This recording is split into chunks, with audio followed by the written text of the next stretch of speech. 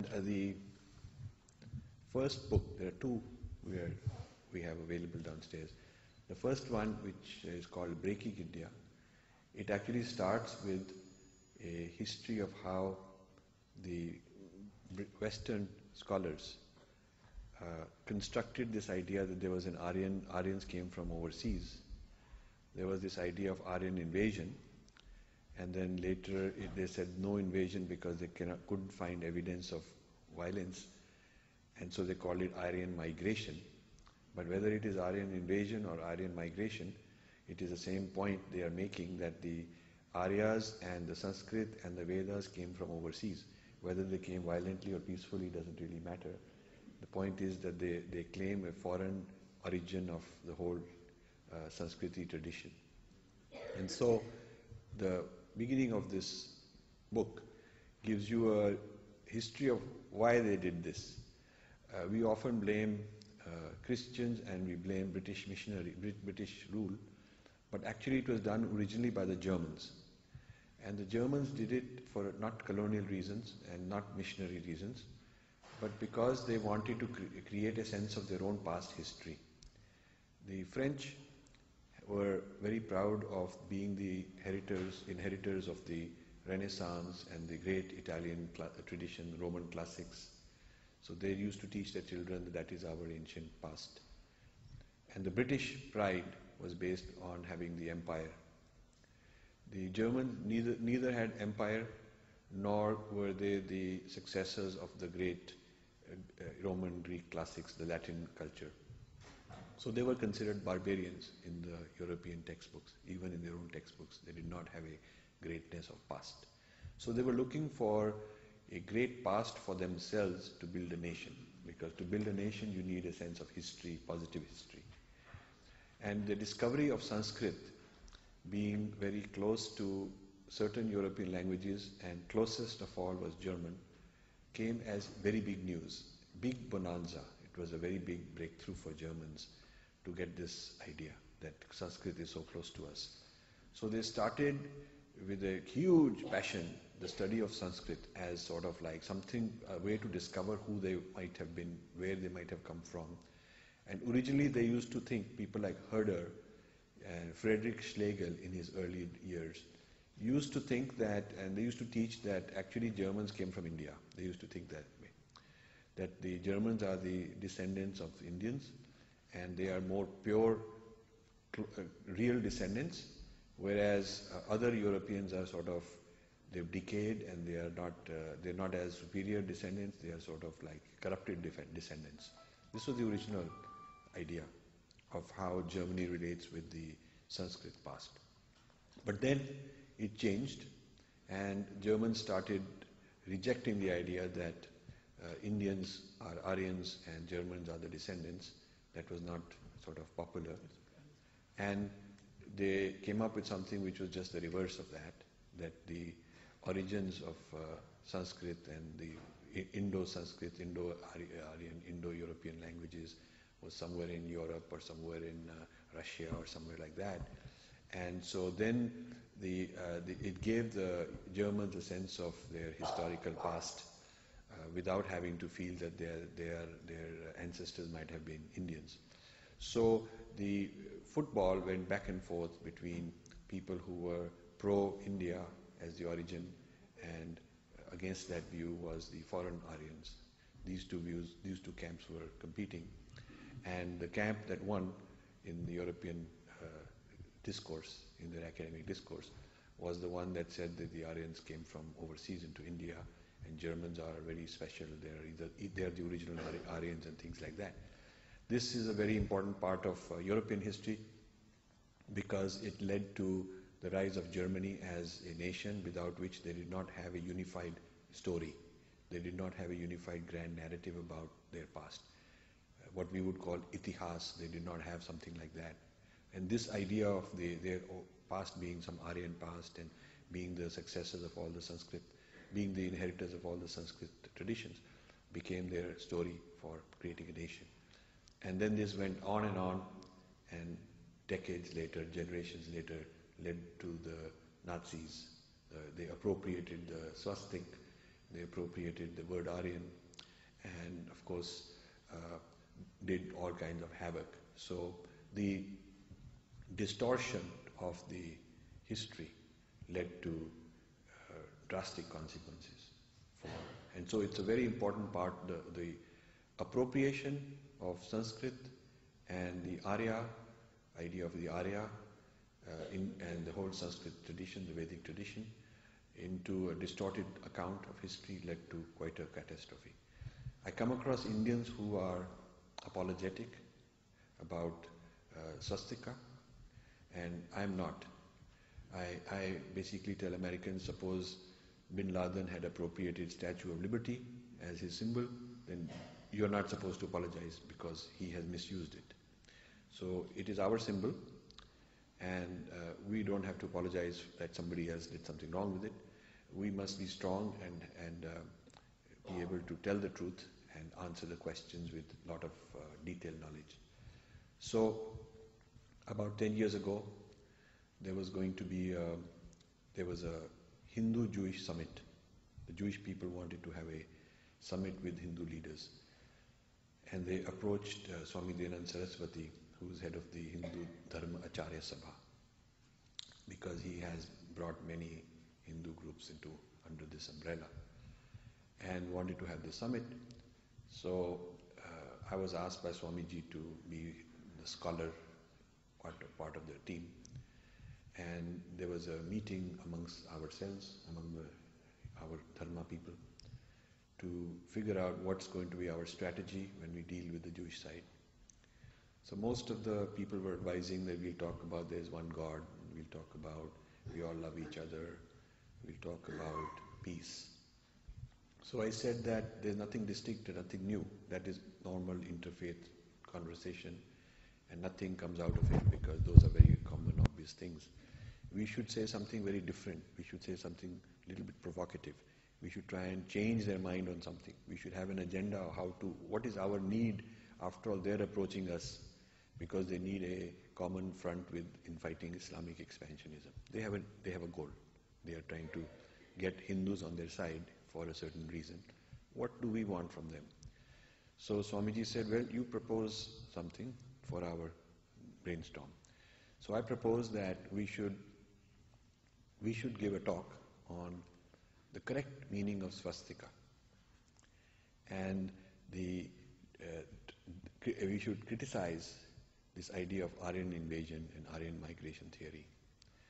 And that is a very provocative thing to tell Jews, because in Jewish Holocaust, swastika is a very horrible symbol, and Aryan is an illegal word in some countries. In Germany, if you say you are Aryan, it's illegal.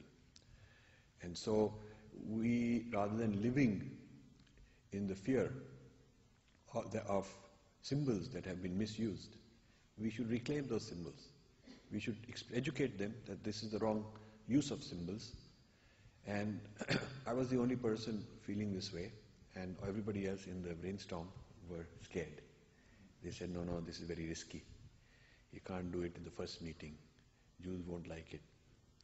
So I said, Swamiji, what's the point of having a meeting where we're telling them obvious things, they'll tell us obvious things, and somebody wanted to teach the whole Vedanta, somebody wanted to teach Vedic thought according to X or Y. I said, they're not here to learn philosophical metaphysics of our culture. They want to understand how we can work together.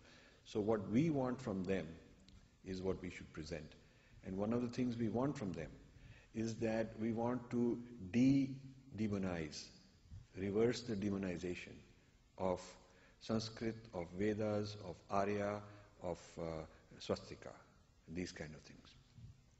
So finally, Swamiji said, okay, you prepare a talk, we'll include it.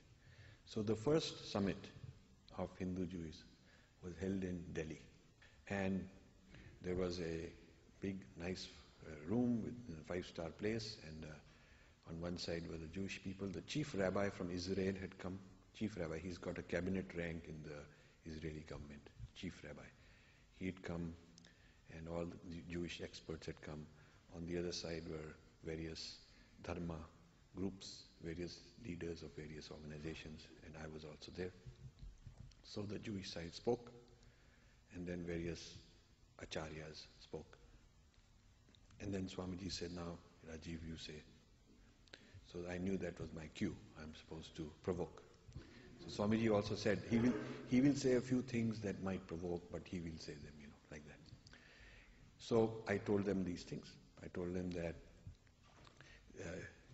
Jewish people have been given the wrong impression of what Arya means. Arya is nobility. Aryan is not a Sanskrit word.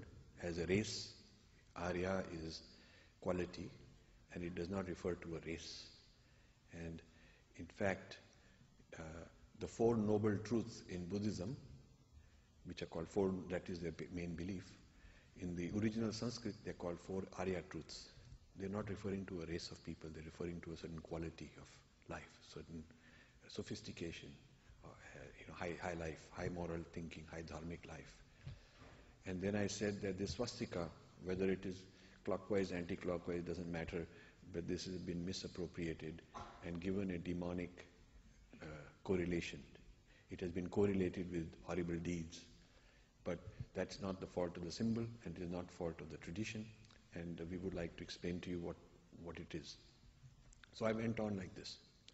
In fact, I told them quite a lot of other things also, like we have idea of karma and reincarnation, and we do not have an idea of Adam and Eve, original sin, one life, like that. And I said we respect other points of view, but this is our point of view. Now, all the delegates on the Hindu side, the acharyas, are very quietly sitting, like, my God, this guy.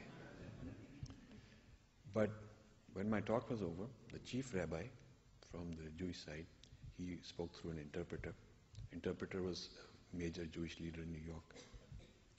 He said, congratulations, I've learned something new.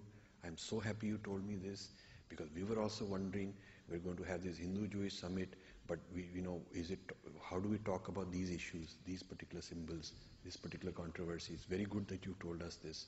And now we are so happy to know that this is the real truth, and what we've been told all along in our history is not correct. So he proposed that we should set up a joint team of scholars to investigate this, so that the Jewish people are satisfied that what I've said is not just made up. So he said, we'll appoint some scholars from our side, and Swamiji, you appoint scholars from your side. We'll spend 1 year, and they will research what he's saying and come up with a position paper. And so a team was set up. I was one of the 2-3 scholars from our side. They had scholars on their side, and we sent papers back and forth. A year or two later, we had some meeting in New York, we had meeting in London, and then finally there was a meeting in Jerusalem, and a resolution had to be passed by 2 sides. So I wasn't able to come because of some family illness, but I got a call from Swamiji that you send a draft, you propose a draft. So in the draft, I wrote that both sides agree that swastik is not a demonic symbol, it's a sacred symbol of the Hindus, of Vedic culture. There is no bad Aryan guys who came and invaded India. The Germans had no right to call themselves Aryans. The Arya is a certain term of nobility, high respect. I drafted all this, exactly our point of view.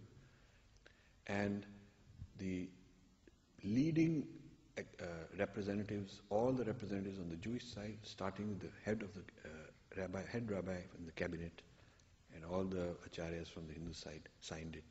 And we have a scan of it, we have it on our website. So official acknowledgement by the highest authorities on the Jewish side is a very, very big accomplishment.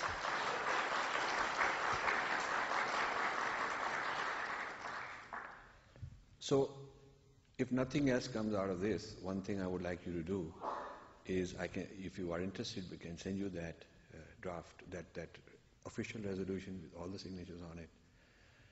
And you should very confidently talk about this point to reclaim our symbols so that our kids are not embarrassed. Because my kids went to private school in Princeton, and all the Indians were very scared. You can't say swastika, you can't wear swastika.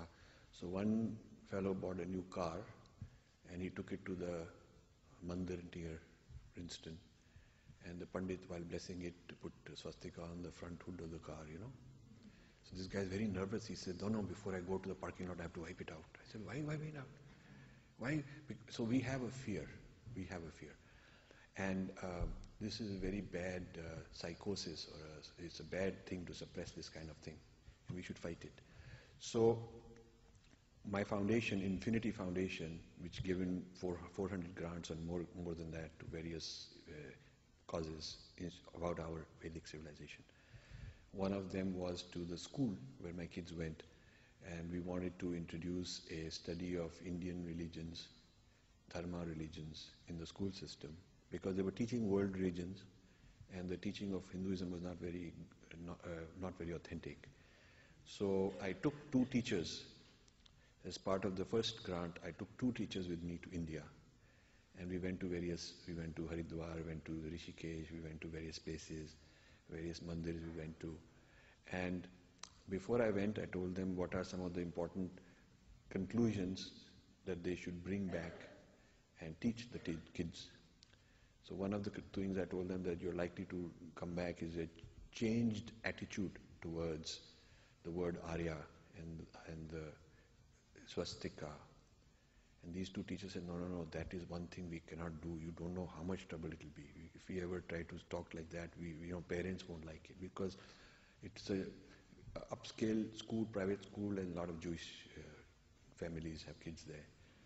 So when we were in India, every small town we would go, I would say that says swastika restaurant, this says swastika something, behind the bus there is swastika, behind every truck there is some swastika. So every time I would keep pointing out, I would say, get a picture of this and how many swastikas there are. So if you are going to bring students, the plan was to bring students during spring break to India and have 2 weeks of immersion in Indian spirituality. That was our plan, and we achieved it. So these guys finally said, yes, swastika is everywhere. We might as well tell that to the parents before the kids come. Otherwise, they may be shocked.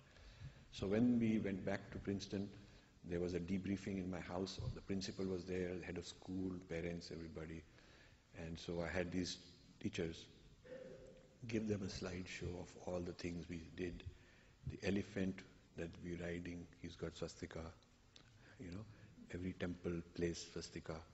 I made them photograph Buddhist temples which have swastika.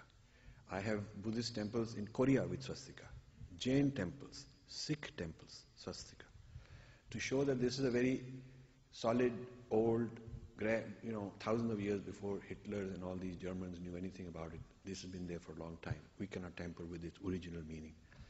So it became part of the school comparative religion, world religions culture, to teach stereotypes, false stereotypes, misinterpretations, distortions.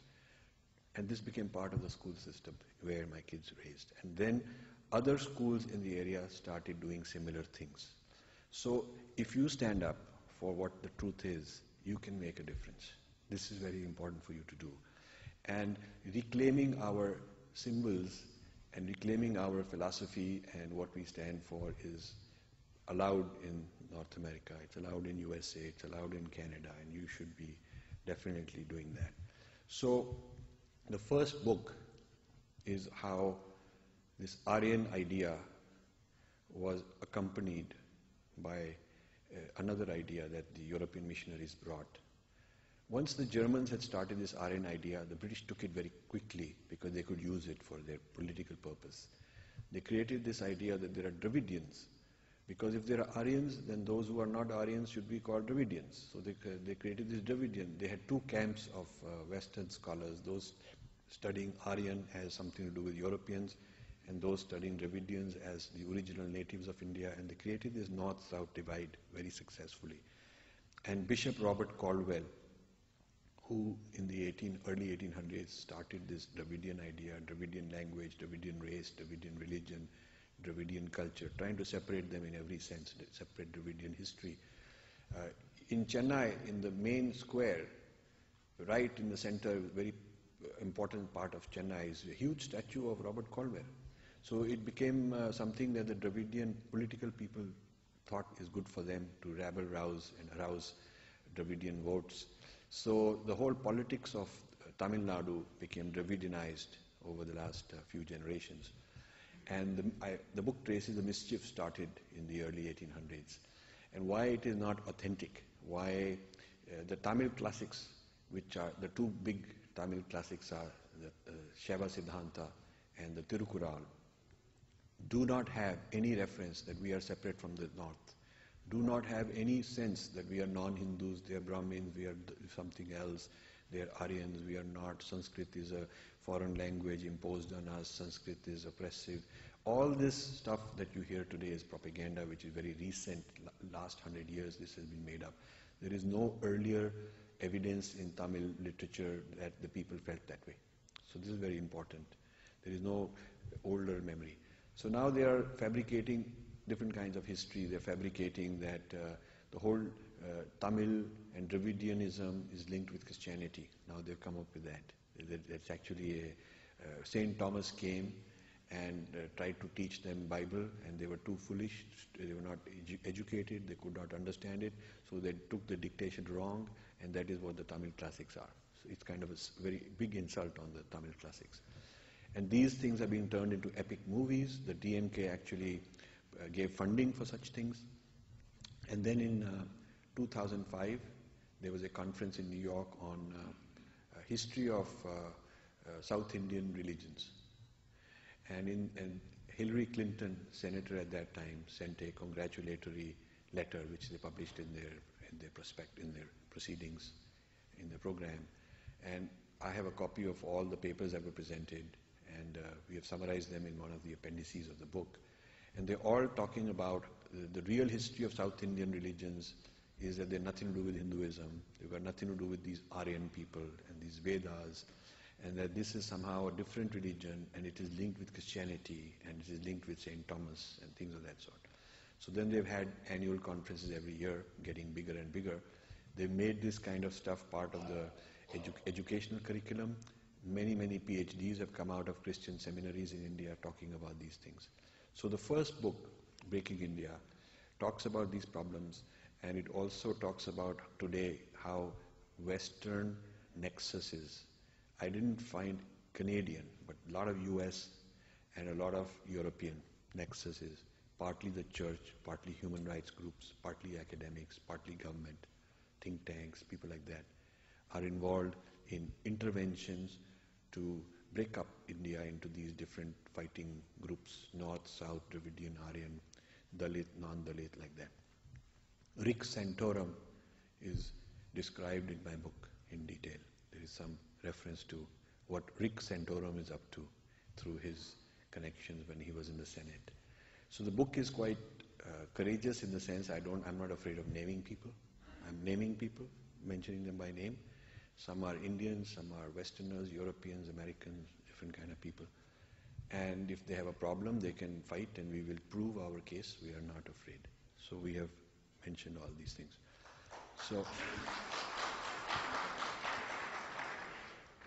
So one of the interesting things is there is a group called Dalit Freedom Network, and a lot of people in the academy quote Dalit Freedom Network like some voice of Dalits. Indian newspapers quote Dalit Freedom Network. They've got a great media infiltration everywhere in the world. But I did research on Dalit Freedom Network. They're headquartered in Denver. There is not a single Dalit among the founders, among the trustees. They're all white Christians, Republicans, right-wing type people. Some of them, if you look at their voting record in the US, is very racist. So they're very prejudiced, racist, ultra-right-wing conservatives in their own country. But here they are trying to give freedom to Dalits around somewhere else in the world. Strange. So I wanted to see why are they doing this. And then I came across a scholar in Princeton. I was just having lunch, and this scholar in Princeton joined the lunch, and he said he had just come back from India. And I said, what were you doing in India? And he said, I'm part of the Afro-Dalit movement. So I said, what is this Afro-Dalit movement? I had never heard of such a thing. He said, oh, it's a movement, what we have come up with the conclusion that Dalits are India's blacks. And all the non-Dalits are like India's whites. And just like there was racism in America, and the whites were oppressing the blacks and kept them as slaves, so same thing is happening in India. So we are trying to empower the Dalits, and we're trying to get them freedom from the non-Dalits of India. So this is very dangerous and mischievous, I thought. So I went to this guy's office, and he had a big map of India, balkanized. The north was called Mughalistan, from Afghanistan, Pakistan, all over North India to Bangladesh and beyond. It was called Mughalistan. And then south was called Dalitistan, Dravidstan, and so on. And I thought this is some kind of a joke, but then I did not want to tell him that I don't like this. I made it look like I'm interested, I'm just curious. So he told me who is funding it, who's sending such people to India, how they are doing what they call youth empowerment camps. And so everybody thinks youth empowerment is good. But how they're empowering the youth is hatred, separatism. Your ancestors were oppressed and made slaves by the other Indians' ancestors. So one Indian against another. They're trying to create that. So the map, I got a soft copy from this guy of the map. He told me there's a site called Dalitistan.org. And if you go to Dalitistan.org, they have a copy of that map also. So when I wrote this book, Breaking India, I put this on the cover of the page of the book. And the whole map, cover of the book, which is their breakup of India map, to explain it to inside the book what it means. 2 weeks before the book was about to come out, I get a call from the publisher. Oh, no, our legal department says it's very dangerous, If we put this map, we might get banned and we'll get in trouble and so on. So I said, but we are, in fact, the book is a criticism of what this map is claiming. So then they said, okay, we had a big argument, and the compromise was that they said they'll make the map small, as if it's less dangerous if it's small, And I've never before seen on any book's cover asterisk and a disclaimer saying, we really don't believe in this map. Huh? Yeah. So that is how fearful people are of just the truth coming out, just the truth coming out. So that is how, if you get the book downstairs, you will see the map. Small, they made it. But on my website, if you go to breakingindia.com, we have the full big map. And no disclaimer or anything like that.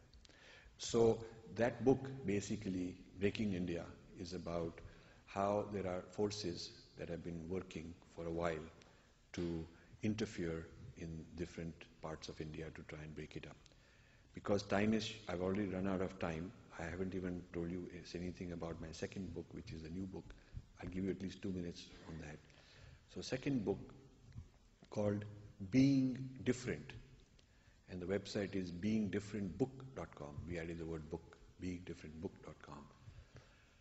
And this is how we are different from the Abrahamic religions, how the Dharma is different from the Abrahamic religions.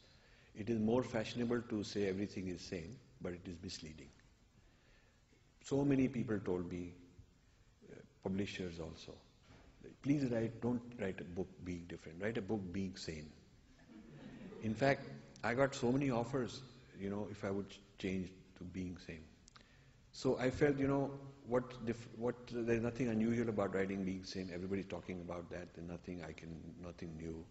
But being different is very important in multiculturalism. If you are same, then you will be digested and you will cease to exist. You will cease to exist. Because to the extent you are same, you can be replaced by the mainstream equivalent. If a word is replaced from Sanskrit to English, then that Sanskrit word is useless. Why do you need it? Some scholar may look at it, but you don't need it. There's nothing different about it. But if you look at a word like yoga, it's non-translatable. You can't call it exercise, you can't call it gymnastics, you can't call it prayer. Yoga is yoga. So it's a non-translatable. It is non-digestible in the sense that you can't just do away with it, digest it and throw the word out, replace it with something else. So I have a chapter in this book, chapter 5, called Sanskrit Non-Translatables. And I presented this at the World Sanskrit Congress in Delhi earlier this year, 2,000 delegates, and they were very happy, and they said, you come and you introduce this notion of Sanskrit non-translatables. Because in this chapter I have about 20 examples of words which are being commonly translated into English and replaced with English equivalents. And I'm explaining to them that the English equivalent that you're using does not mean the same thing, and you're distorting the meaning. And if a civilization gets mapped to Western universalism, then the civilization is no longer necessary, it's redundant, it's obsolete, it can belong in a museum. You can belong in a museum for something that used to be existing, but you don't have anything distinct to offer. So either we are being different or we are being digested. It has to be one or the other. To not be digested, you must know what is non-digestible. What is different that does not have an equivalent, a substitute in the Western universalism, so that by preserving this difference, you are not getting digested, but you are maintaining your distinctiveness. To me, multiculturalism doesn't mean that we all melt and become pseudo-white and forget who we are. As second class, people, white, pseudo-white, semi-white, honorary white, trying to be white, will become white.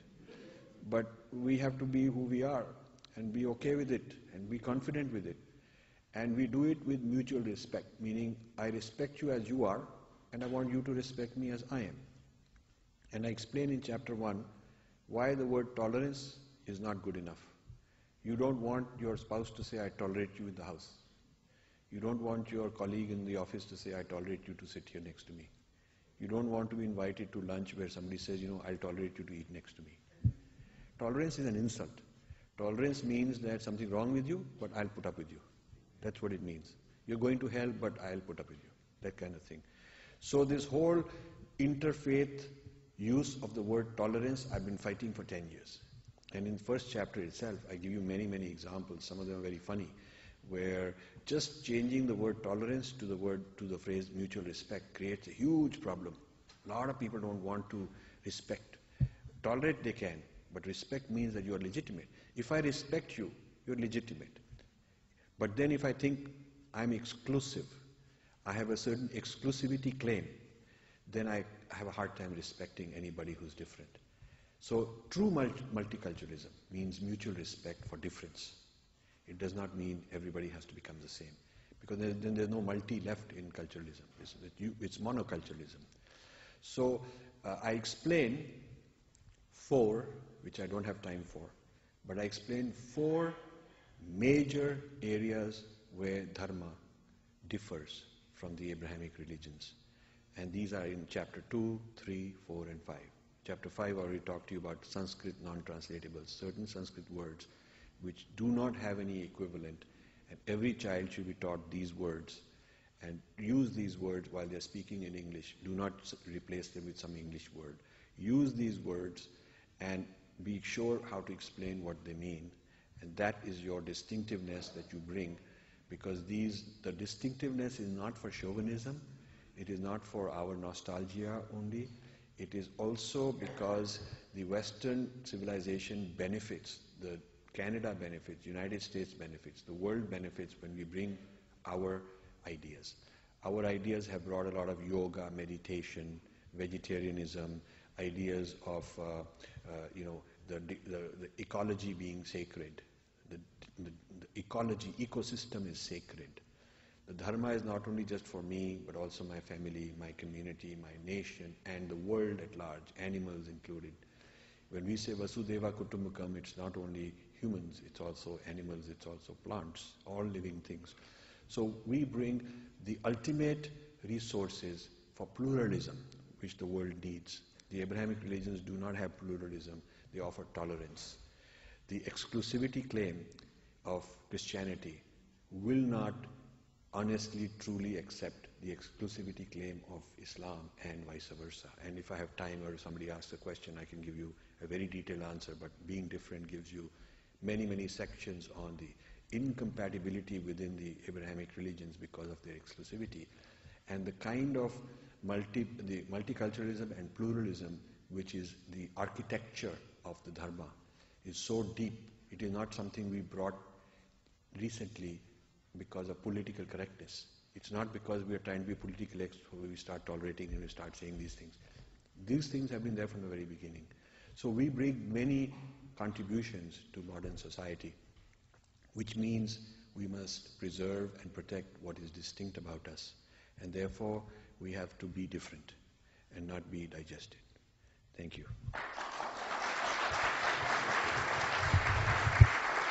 For the temples or the other organization, how can we attract the young people? Like I have teenagers and all that. They used to go to Shakha temples and all that, but now if I try to bring them, it's like a lot harder. So my fear is in the future they may not be Hindus. Yes. They could end up a church or somewhere else. Digested. Yeah. Yeah. So this is a very common thing. You see, our Dharma has a very unique quality that we have separated Shruti and Smriti. Shruti, that which is eternal and permanent, and Smriti, that is being rewritten and for each time and place.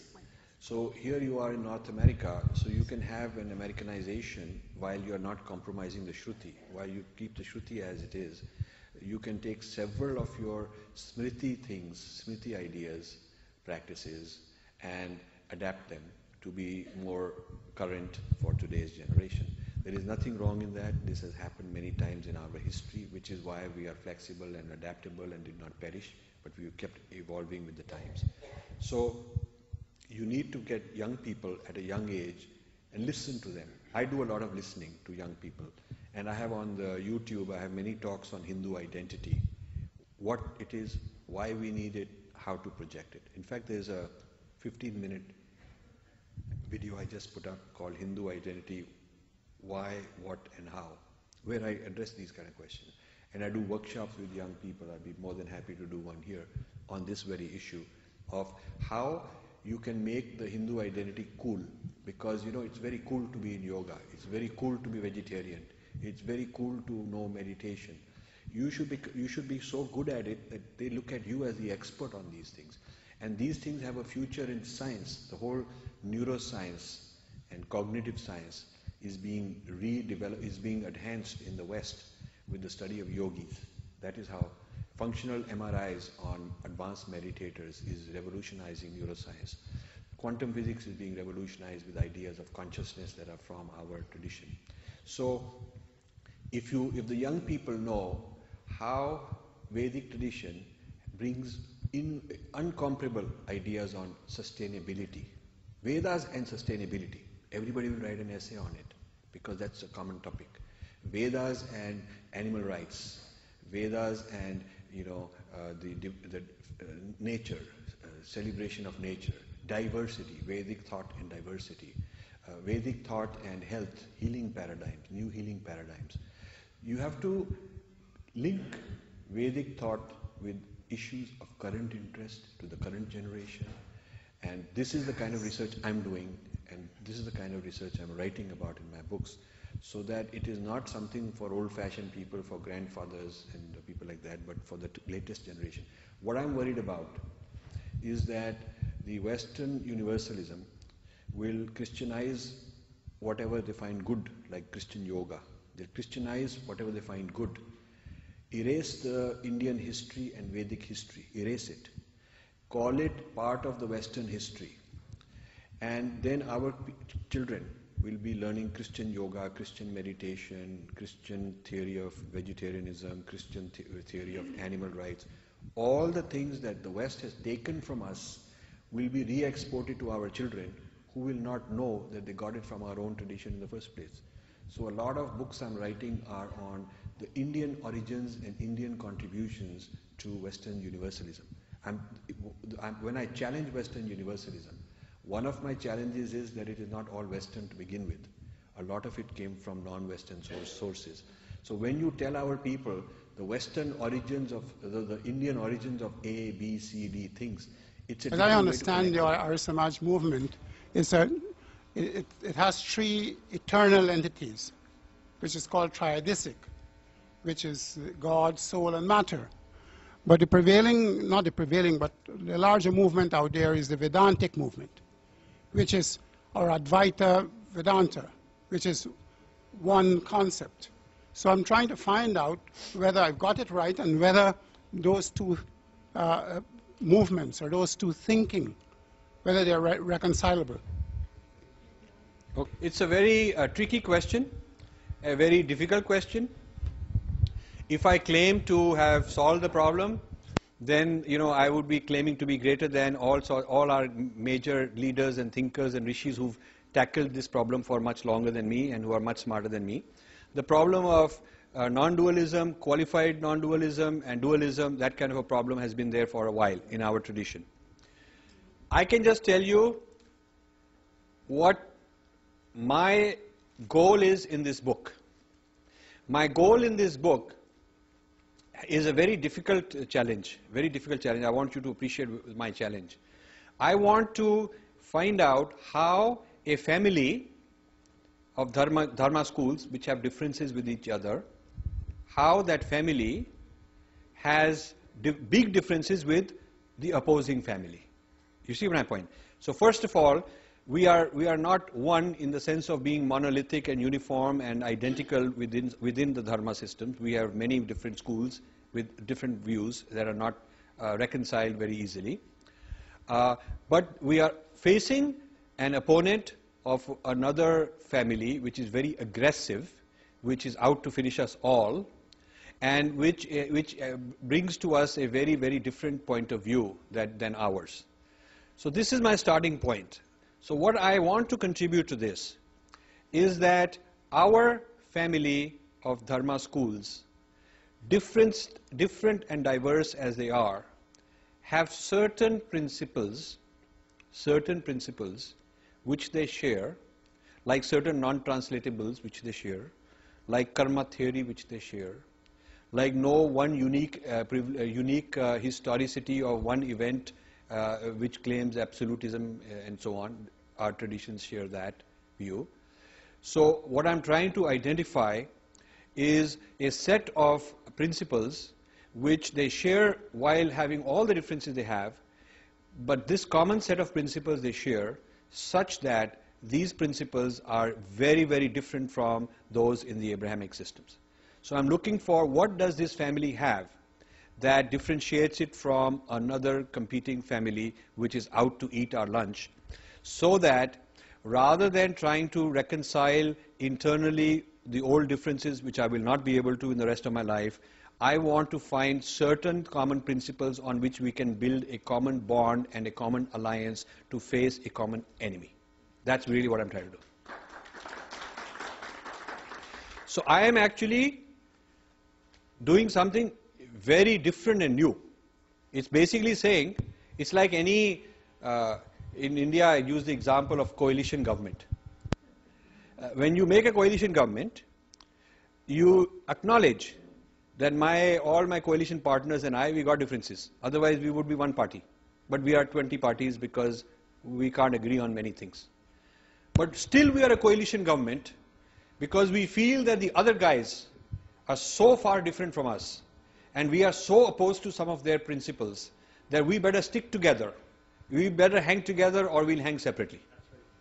And that's the analogy I give. And that's why I say that the time has come when the bigger Kurukshetra forces are so powerful that we must appreciate what is common amongst us while respecting each other's right to hold on to a different metaphysical idea. I don't mind if my particular sadhana is X and your sadhana is Y, and my X sadhana is based on some X metaphysics and yours is based on Y metaphysics.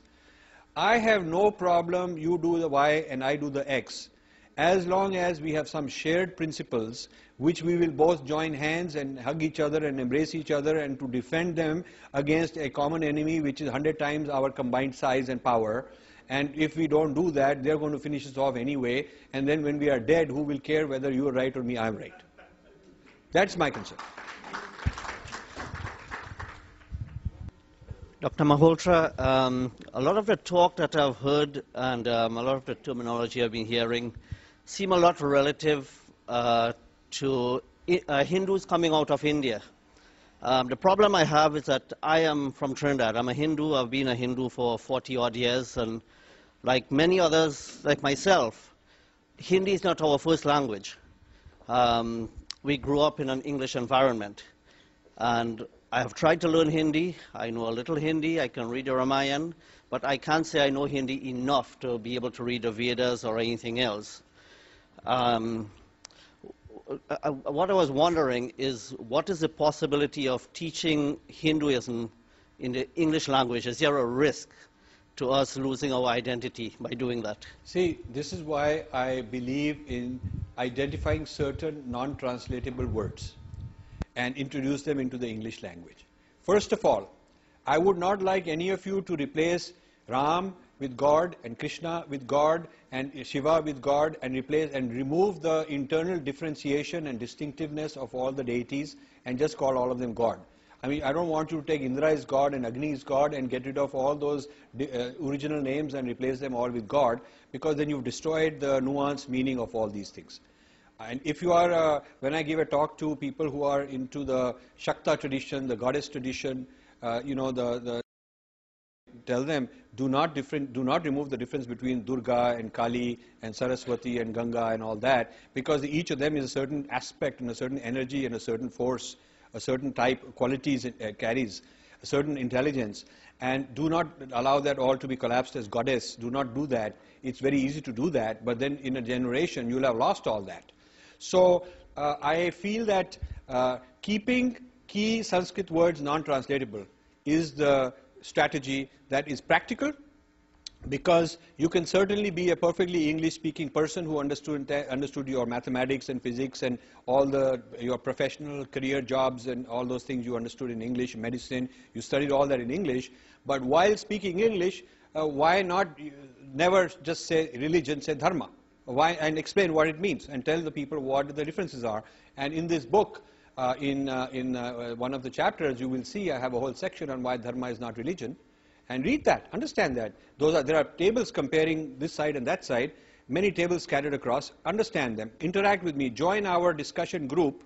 If you give me your email address, I'll put you automatically in our discussion group. We have almost 3,000 members now. And that's where people are asking question answers. That's where you meet other people as common resources. And the idea is to start a movement where we protect certain categories that cannot be negotiated and replaced with anything else, while being practical that many of our people are going to be raised in an English environment. I am not happy about it. I want to really encourage the growth of Sanskrit. I want to revive the local languages. Being Different is being translated into Kannada, it's being translated into Hindi.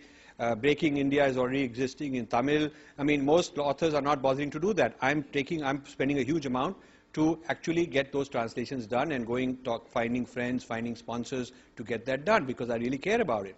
At the same time, I'm practical.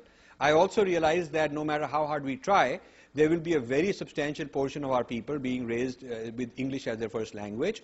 And so rather than just losing them completely, I would want them to bring a certain vocabulary of Sanskrit into that English language.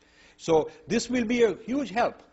If a word is brought into English language, not under the control of our own people, you can also have the word misused, like the word Pandit is used. You have Wall Street Pandits and you have political Pandits, like that. So I'm not talking about a very facile and incorrect appropriation of our word. I'm not talking about that.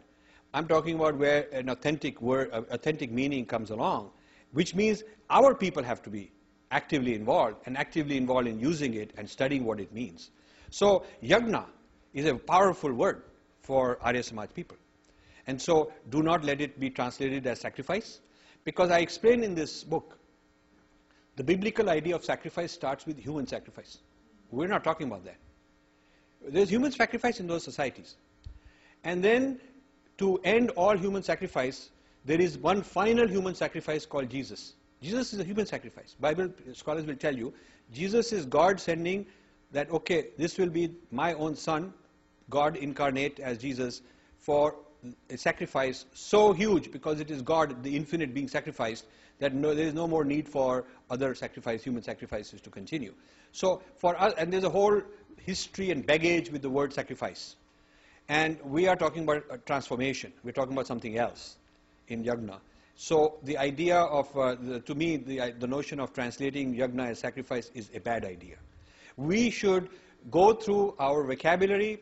Every sampradaya, every lineage, every kind of dharma group should have a list of what is non-negotiable, non-portable, non-translatable, different, that we will preserve. That list, a little booklet should be made, and that should be then taught, and then let people speak English if they want, but at least that much you should have. Muhammad's view about India, he hated, of course. And last year of Jesus Christ in India. So can you put some light on this? See, Muhammad's view on India, okay, he hated, but I mean, as long as we love ourselves and we are clear on who we are, then it doesn't matter. I say, who cares? Let him hate us, and I don't care. It's like, I have a sports team, whether it's cricket or hockey or whatever it is. The fact that they've got bowlers who are hating our batsmen, want to get us out, that's what we expect them to do. Our job is to hit them for a six. Yeah, we have to get our act together. And we have to get our act together, train our team, and make sure we're not getting beaten up easily. And they hate us and all that is fine. I mean, it doesn't really matter. Now, Jesus' lost years in India is a very tricky and dangerous thing which people can spread. It is being used to lower the guard of Hindus to accept Christianity as, it's our own son. It's our own son. The point is that while we may think that Jesus living in India makes him an ordinary yogi and a rishi, along with many, many others, the Christians think they are selling us an idea. Once we accept it, then the exclusivity of Jesus comes in, which means no Ram, no Krishna, no rishis, no other source of authority, and this story in Jerusalem is the absolute story. So it's like when you want to catch a fish, you throw that thing, hook with a bait, and maybe the fish will catch it, and then you can pull it in. And I think this Jesus lived in India is something of that sort.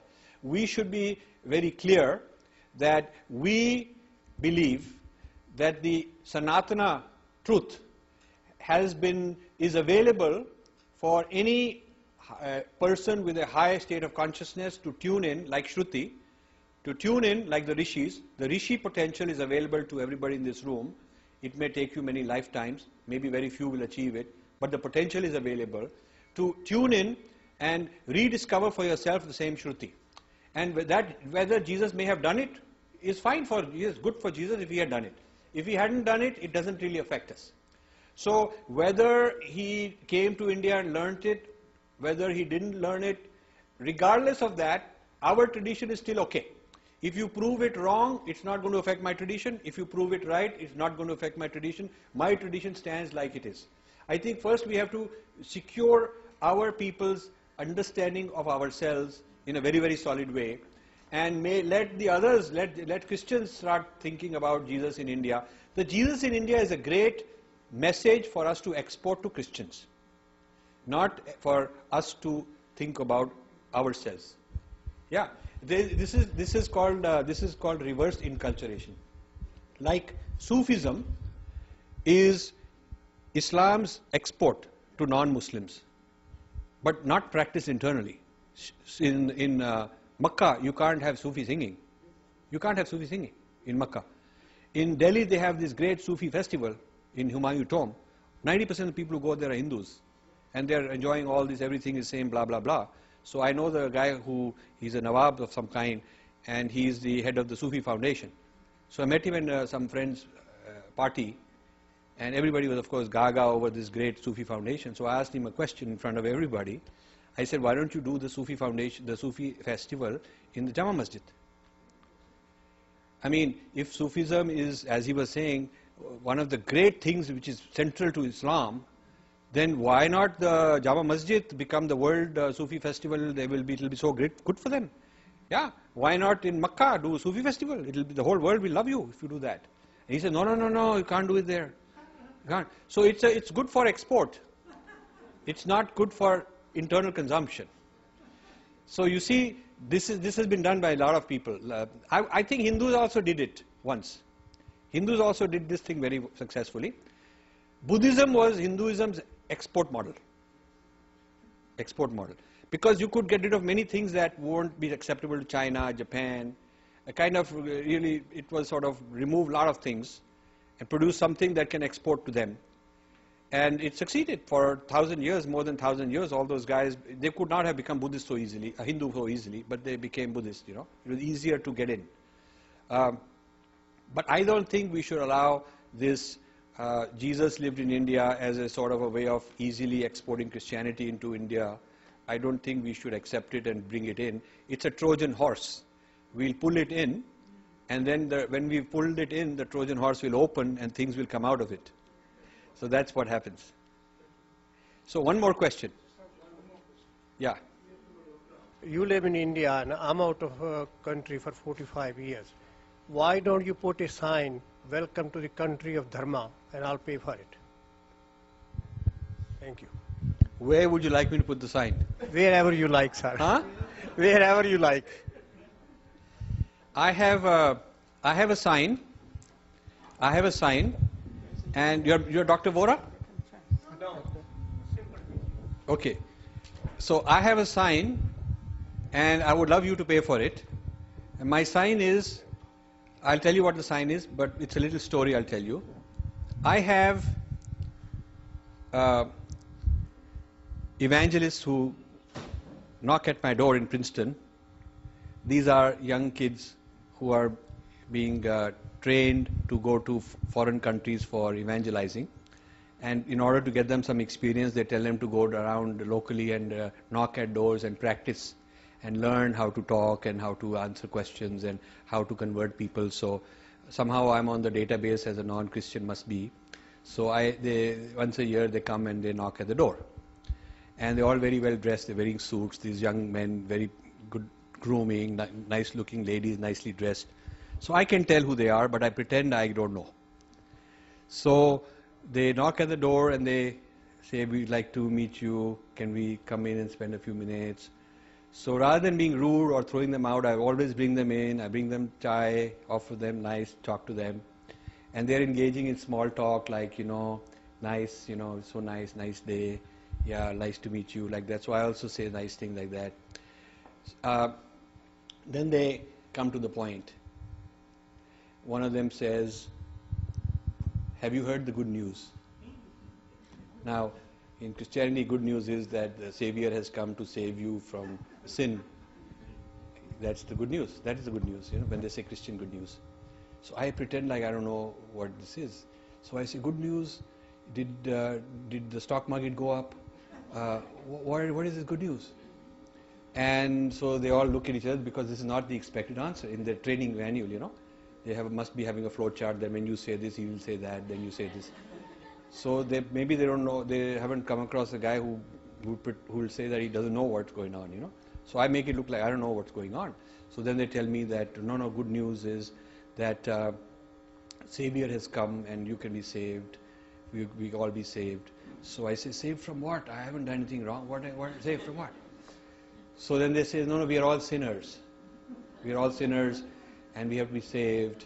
And that's the good news that we can be saved. So I say, why are we sinners? You look like nice people. Why are you sinners? So, because I really want to get the whole thing out of them, So then they have to say original sin. We all original sin. So I say, original sin. What is that? Oh, wow, we are all original sinners. They said, yeah, because, Adam and Eve, you don't know about it? I said, no, I don't have heard about it. So they say, well, Adam and Eve did original sin. And so we have been, all the progeny of Adam and Eve have been eternally damned. So everybody who's born progeny of Adam and Eve are born sinners. And, if you're not saved, we'll go to hell. So we have to be saved. That's the good news. So then I tell them, have you heard the Hindu good news? And they say, Hindu good news? What is that, Hindu good news? They all look at each other like maybe somebody else knows, Hindu good news. I say, Hindu good news is there is no original sin because we are originally divine. Yeah? So my slogan, which I have trademarked, is called Hindu Good News.